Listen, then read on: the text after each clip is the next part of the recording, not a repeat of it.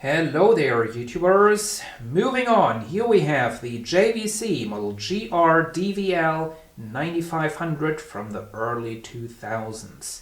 This is a digital video camera using the mini DV format, progressive scan CCD. You can already see it does tell you very proudly right there. This is a higher-ended model, if not the highest-ended model that JVC offered back then. I got this thing at a flea market. I paid 18 euro, I believe. The seller said it was fully functional, but he just couldn't find the battery anymore. So I got it, and I sold it again because, well, I just simply don't need it. And it's not exactly the highest quality kind of affair. Although it's a lot better than the Canon camcorder that we've just seen. Most significantly, this has problems with a white balance in indoor light situations. It's just totally off. But anyway, let's go ahead and take a bit of a tour. Here we have, well, as I already said, mini DV. So we have the playback controls right there. I don't know what the little eye does. It does something in record mode, but I just can't figure out what it actually does. It puts a little symbol into the screen, but that's about it. The picture doesn't change at all. So there is that. And we do have a huge display, huge LCD screen, as you can no doubt see. And I don't know, 3-inch, 3.5-inch probably, if I had to guess. Down there we have the outputs. DV out, we have a digital still transmission thingy. It's some sort of a serial data connection, JLib it's called. We have an edit jack to hook it up to an editing computer, editing controller. And an S-video output, which is kind of unusual. And matching the big screen, we also have a big speaker. And it actually sounds quite good, the built-in speaker. Now, here we have the viewfinder. As you can see, it still has its little sticker on there, warning you about holding it straight up into the sun. This does pull out, and you have to pull it out in order to be able to tilt it. And as you can see, this, well, it goes up quite far. So, JVC, I don't know, JVC was probably the first manufacturer to come up with that kind of system, that standard by now. It does have a power switch right here, and we're going to take a closer look at that in a second. But if the power switch is in the on position and the viewfinder is in the off position and the screen is closed, the camcorder is going to turn off. And you have to open up, either you have to open up the screen or you have to pull out the viewfinder in order to get it to turn on. Right, here we have a replacement battery that I got on eBay, the cheapest one I could find.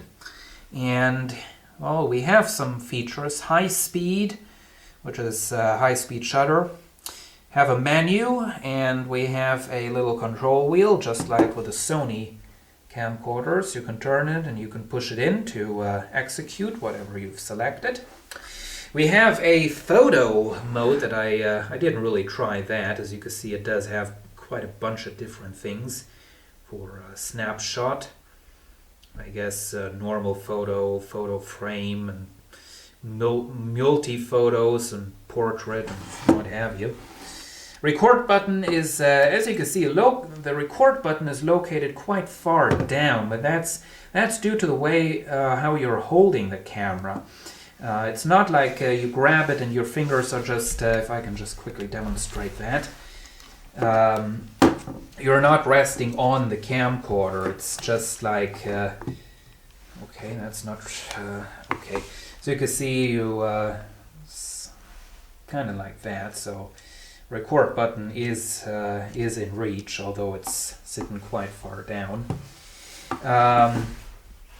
As for the power switch, that controls Of course, playback mode, off, auto, manual, 5 seconds, or PS. I don't know what PS does, I have to admit. On this one, the tape loads from the top. As you can see, this is I believe this is so far the only product I've seen that actually said Victor Company of Japan on the housing, not only on the bottom. So that's quite interesting. Of course, it is digital. Back then, that was still a feature that you could be proud about. So JVC was still off. I can't seem to get this stupid thing to open up. Come on, this is not funny. Okay, there we go. But back then, JVC was still offering VHS-C camcorders. Okay. There it goes. Not the highest quality mechanism, but it does the job. And up here we have, of course, our zoom control, variable speeds, and a snapshot. This, of course, opens the tape compartment. We've already seen that. Here we have a little door, and this is nice. Here we have the headphone output and AV output and the microphone output. Judging by the transparent part right here, I guess this would have come with a remote control. Let's just see if we can find a pickup in there. Might be able to... no, I can't see one. Maybe... well, I would expect this to come with a remote control. Anyway, this... of course, it has all those photo modes. So it's only logical that it also has a built-in flash. This down there is not an LED video light or anything like that. It's just a lighting sensor for the flash. Record LED is sitting down there. It's just this little bar thingy. And here we have stereo microphones right there.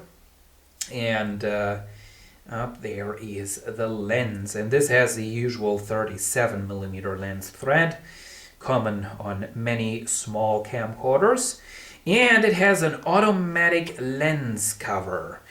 And since the battery right here is charged, or at least it should be, we are going to see that in action as soon as I figured out how to turn on this thing.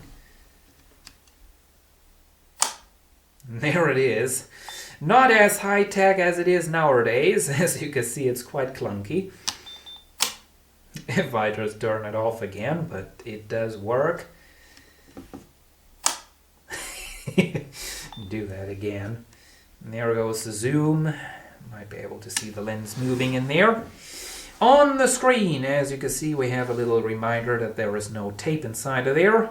We are in manual mode. This does have digital image stabilization, and it is in widescreen mode. Now, it does not put the black bars into the picture. What it does is it actually it does exactly what it does on the tape. It just stretches the picture all across the screen. But this is in fact in widescreen. I'm not sure. Yeah, you should be able to tell.